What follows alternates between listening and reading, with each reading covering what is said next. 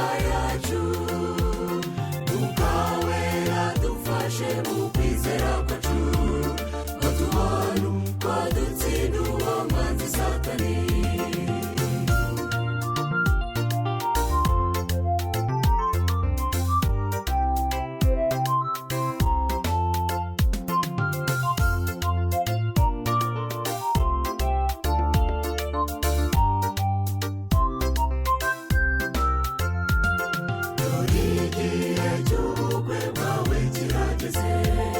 Nyamara imyambaro yacu iteguye, tureguye imbesa mu maraso wamenye, kuko nawe uzaruta atariyejejwe.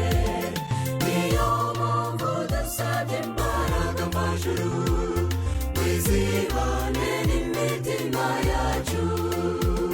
Mwuka wera dufashe mu kwizera kwacu, ngo tubone uko dutsinda uwo mwanzi Satani.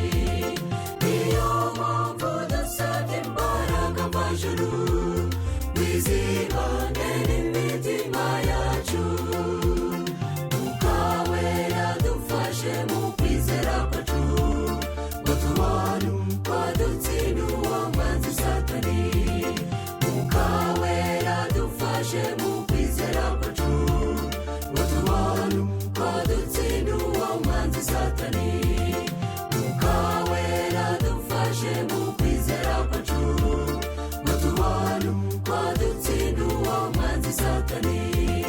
Mwuka wera dufashe mu kwizera kwacu, ngo tubone uko dutsinda uwo mwanzi Satani.